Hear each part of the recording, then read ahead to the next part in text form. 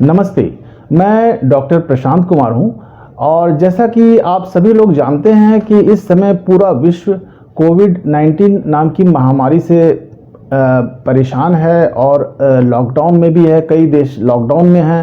ये काफ़ी देशों में फैल चुका है। हमारे देश में भी अभी इस समय लॉकडाउन है और इस बीमारी के बारे में सभी को चिंता हो रही है। लेकिन एक प्रश्न जो सभी लोग पूछ रहे हैं कि क्या इसका कोई वैक्सीन है या इसका कोई इलाज है, तो इसके बारे में अभी जो हम बात करने वाले हैं वो वैक्सीन के बारे में बात करने वाले हैं। तो आपको जैसा कि सूचना मिला होगा कई माध्यमों से कि इसका वैक्सीन बनने के लिए कंपनियां राजी हो गई हैं और वैक्सीन बनने की प्रक्रिया शुरू भी हो गई है। लेकिन अब जो प्रश्न सबसे महत्वपूर्ण है, लोग ये पूछते हैं कि वैक्सीन कुछ जल्दी नहीं बना सकते क्या? ये 12 से 18 महीने का जो टाइम आप ले रहे हैं वैक्सीन बनाने का, महामारी तो इस समय फैली है, फिर बाद में वैक्सीन बना करके फिर फ़ायदा क्या होगा उसका? तो इस विषय के बारे में आपको मैं वैज्ञानिक जानकारी देने वाला हूं कि ये जो 12 से 18 महीने का वक्त कंपनियां मांग रही हैं वैक्सीन बनाने में, ये क्यों मांगती हैं ये कंपनियां?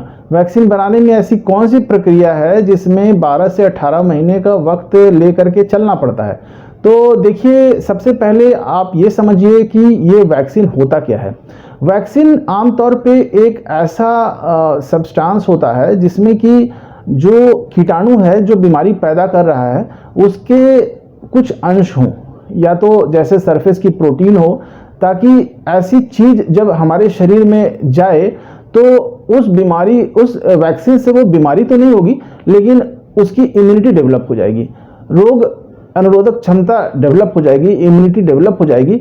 और फिर ऐसा होगा कि जब कभी वो कीटाणु हमारे शरीर में प्रवेश करेगा तो चूंकि वैक्सीन के एक्सपोजर से वो इम्यूनिटी डेवलप हो चुकी है, तो वो शरीर उसका मुकाबला कर सकेगा।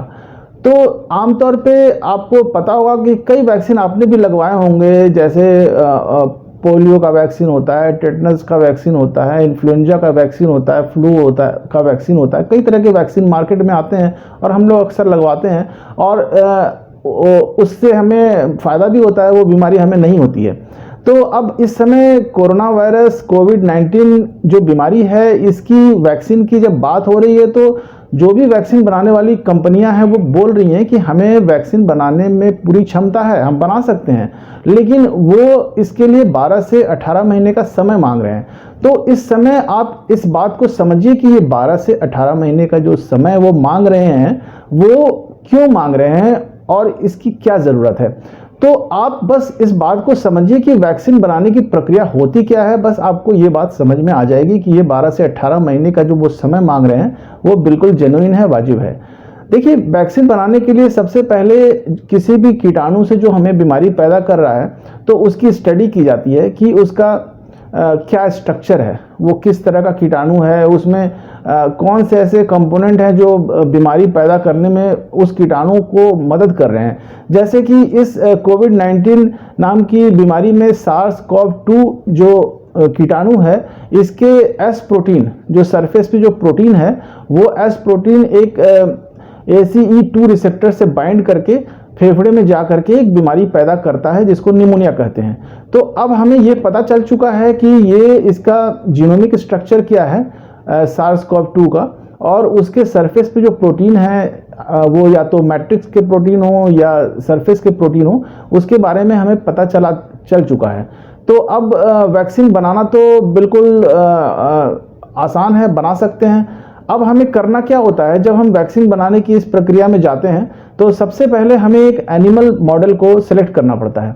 एनिमल मॉडल एक ऐसा जानवर होता है जो कि जैसे कि इस केस में कोरोना वायरस का जब हम वैक्सीन बना रहे हैं तो उस कोरोना वायरस से उस एनिमल को भी इन्फेक्शन होना चाहिए, और उसके बाद हम उस वैक्सीन को पहले उसको देंगे, फिर उसको इन्फेक्शन करवाएंगे और फिर ये देखेंगे कि जब इन्फेक्शन हमने दिया तो उसको इन्फेक्शन हुआ कि नहीं। तो ये जो एनिमल मॉडल का प्रोसेस होता है उसमें सबसे बड़ा चैलेंज होता है एनिमल मॉडल को सेलेक्ट करना। तो सपोज कीजिए कि कोई कीटाणु मनुष्य में अगर बीमारी पैदा कर रहा है तो कोई ज़रूरी नहीं है कि जानवर में भी वो बीमारी पैदा करे। तो मनुष्य से मिलता जुलता, जो जेनेटिकली मिलता जुलता कोई ऐसा जानवर हो जिसमें कि वो बीमारी पैदा कर सकता है, तो इस एनिमल मॉडल को सेलेक्ट करने में कुछ वक्त लग जाता है, क्योंकि इन्फेक्शन करा करके देखना होता है कि उसमें कोई बीमारी पैदा हो रही है कि नहीं हो रही है। जब एक बार हम एनिमल मॉडल को सेलेक्ट कर लेते हैं तो फिर हम क्या करते हैं कि एक सैंपल वैक्सीन तैयार करते हैं। लेबोरेटरी में सैंपल वैक्सीन बनाने की कई तरह की प्रक्रिया होती है, जैसे कि लाइव एटेन्यूएटेड होता है, लाइव इनएक्टिवेटेड वैक्सीन होता है, और एक ग्लाइकोपेप्टाइड प्रोटीन स्ट्रक्चर वैक्सीन्स होते हैं, और तीसरे प्रकार के वैक्सीन होते हैं जो टॉक्साइड बेस्ड वैक्सीन होते हैं। तो इसमें से कोई सा भी वैक्सीन सक्सेसफुल हो सकता है, लेकिन इस चीज़ को सबसे पहले एक सैंपल वैक्सीन बना करके उस जानवर को, एनिमल मॉडल को हम इम्यून कर देते हैं, और उसके बाद इन्फेक्शन करा कर देखते हैं कि क्या उसमें वो इन्फेक्शन हो रहा है कि नहीं। अगर मान लीजिए कि उसमें एनिमल मॉडल में इन्फेक्शन होता है, तो फिर इसका मतलब वो वैक्सीन फेल हो गया, तो फिर हमें फिर दूसरे वैक्सीन के स्ट्रक्चर को तैयार करके फिर सैंपल वैक्सीन को टेस्ट करना पड़ेगा। एक बार किसी एनिमल मॉडल में इम्यूनिटी डेवलप होने में 6 से 8 हफ्ते का समय लगेगा। फिर उसके बाद हम उसमें इन्फेक्शन करा करके देखेंगे, इन्फेक्शन करा करके उसमें क्या रिएक्शन होता है उस एनिमल मॉडल में, फिर 6 से 8 हफ्ते का वक्त लगेगा। और ये एनिमल एक्सपेरिमेंट 2 फेजेज में किया जाता है। पहली फेज में उस एनिमल मॉडल में हम देखते हैं कि क्या ये वैक्सीन जो हमने बनाया है वो इम्यूनिटी प्रोड्यूस कर रहा है कि नहीं, और दूसरे फेज में ये देखते हैं कि क्या इम्यूनिटी जो प्रोड्यूस हो रही है उसके अलावा कोई और उसमें टॉक्सिसिटी या जहरीलापन तो नहीं आ रहा है। तो ये दोनों चीज़ को टेस्ट करने में एनिमल मॉडल में ही करीब 6 महीने का वक्त लग जाएगा, क्योंकि ये जो जानवर में आपने इन्फेक्शन किया है, इम्यूनिटी किया है, और इन्फेक्शन हुआ या नहीं हुआ, और उसके बाद वो कितना सफल रहा, इस चीज़ को देखने के लिए आपको 6 से 8 महीने का वक्त लग जाएगा।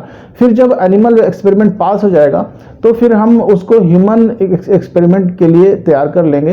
वो जो सैंपल वैक्सीन हमने बनाया है उसको ह्यूमन में 3 चरणों में हमें पास कराना होगा। पहले चरण में हम किसी छोटे वॉलंटियर ग्रुप को वो वैक्सीन देंगे और ये देखेंगे कि उसमें उसी तरह से इम्यूनिटी डेवलप हुई कि नहीं, और दूसरे चरण में फेज 2 में हम उस वैक्सीन की डोज डिसाइड करेंगे कि एक्चुअली कितनी अलग अलग मात्रा में कुछ लोगों को वो वैक्सीन दी जाएगी, और ये देखा जाएगा कि कितनी डोज में सबसे अच्छी इम्यूनिटी डेवलप हो रही है। और तीसरे चरण में पहले और दूसरे चरण से जो रिजल्ट आए उसको मिला करके तीसरे चरण में फेज 3 में ट्रायल में ये पता चलेगा कि जो वैक्सीन आपने तैयार किया है उसके ओवरऑल रिजल्ट्स कैसे हैं। अब ये सारी प्रक्रिया करने में एक एक फेज में 6 हफ्ते का समय, और उसके बाद फिर उस बीमारी को दोबारा सैंपल इन्फेक्शन प्रोड्यूस करना या इम्यूनिटी को टेस्ट करने में 6 हफ्ते का समय। तो आप कुल मिला के ये समझिए कि 2 फेज एनिमल ट्रायल के और 3 फेज ह्यूमन ट्रायल के करने का अगर 6 हफ्ते का आप अगर कैलकुलेट करें तो यही करीब 1 साल से ऊपर हो जाता है। इसके बीच में कुछ समय जो वॉलंटियर्स हैं उसके हेल्थ को भी चेक करने के लिए छोड़ना पड़ता है, ताकि वो देखा जा सके कि कहीं इस वैक्सीन से कोई बुरा प्रभाव तो नहीं आ रहा है जो वॉलंटियर्स हैं उसमें। तो कुल मिलाकर के फिर आपको उनके हेल्दी स्टेट का भी चेक करते करते ये करना पड़ेगा। इसके बीच में आपको कुछ कंपनियों को जो सर्टिफिकेशंस भी लेने पड़ेंगे और अपने लाइसेंस पास कराने पड़ेंगे। तो कुल मिलाकर के ये 12 महीने से 18 महीने का समय इस प्रोसेस में लग जाएगा। जब एक बार आपका सैंपल वैक्सीन रेडी हो जाएगा तभी आप उसको मार्केट में लॉन्च कर सकते हैं। दूसरी परेशानी ये है कि अगर कोई जो सैंपल वैक्सीन हमने बनाया हुआ है वो अगर किसी भी फेज में मान लीजिए फेल हो जाता है, सपोज एनिमल मॉडल में फेज 1 में फेल हो गया तो फेज 1 दोबारा करना पड़ेगा। अगर एनिमल मॉडल में फेज 2 में फेल हो गया तो फेज 1 और फेज 2 दोनों करना पड़ेगा। अगर कोई vaccine suppose phase human trial में फेज 1 में फेल हो गया तो आपको फिर से दोबारी वो प्रक्रिया करनी पड़ेगी। तो इस तरह से ये जो 12 से 18 महीने का समय लग रहा है ये जेन्युइन टाइम पीरियड है जो जनरली वैक्सीन डेवलपमेंट के प्रोसेस में लगता है। ये एक वैज्ञानिक प्रक्रिया है, इसमें कोई ऐसी बात नहीं है घबराने की कि इतना ज़्यादा समय क्यों लग रहा है। ये समय इतना ज़रूरी है, पर्याप्त है, ये लगना चाहिए और इतना समय देना भी चाहिए ताकि जो वैक्सीन बन के मार्केट में आए वो सही हो। दूसरी बात यह है कि इस समय तो महामारी फैली हुई है और वैक्सीन है नहीं, तो हमारे को बचने के लिए बस वही उपाय है जो सरकार आपको बार बार बता रही है, हर मीडिया चैनल में आपको बार बार हिदायतें दी जा रही हैं। सोशल डिस्टेंसिंग का, मास्क का प्रयोग करना, और अगर बीमारी के लक्षण हो आप में या किसी में तो उसको अवॉइड करना, उससे बचना। और एक बात ये मान के चलिए कि ये कंटेजियस डिजीज़ है, संक्रामक रोग है। अगर एक भी व्यक्ति संक्रमित रह गया तो पूरी ह्यूमन स्पेसीज वो इसमें फेल होगी। तो हो सकता है कि ये फेज आउट हो जाए, धीरे धीरे बीमारी कम हो जाएगी। जैसा कि सार्स और मर्स के केस में हमारा अनुभव रहा है कि बीमारी आती है, फैलती है, लेकिन फिर हर्ड इम्यूनिटी नाम की एक चीज़ होती है जिसमें कि पूरा समाज ही धीरे धीरे इम्यूनिटी डेवलप कर लेता है। उसके कई अलग वैज्ञानिक विचारधारा होती है कि क्यों ये इम्यूनिटी आती है, और धीरे धीरे पूरा समाज ही इम्यून हो जाता है। अच्छा, ये बात ये भी है कि अगर सपोज कीजिए कि ये वैक्सीन आ जाती है 12 से 18 महीने के समय के अंतराल में ही आ जाती है, तो भी बहुत अच्छी बात है। अगर कभी इसकी भविष्य में ज़रूरत पड़ी तो इसको इस्तेमाल किया जा सकता है।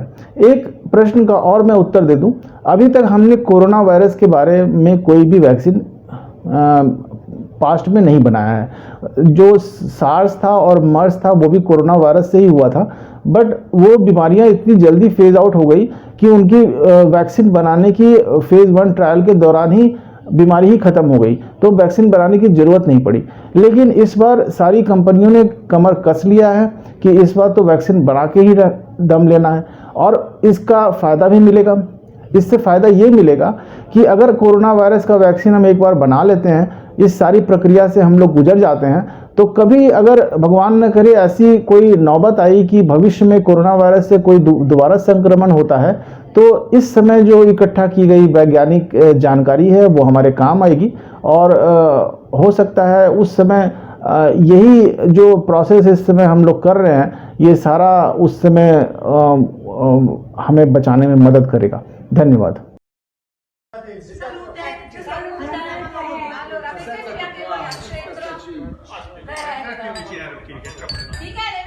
Vai, avviciniamo il tutto. Dai, pure lui sta brindando. Va benissimo. Salute. A voi tutti. Salute. Salute. Allora, mettetevi anche voi al centro. Michele, vedi? Vai,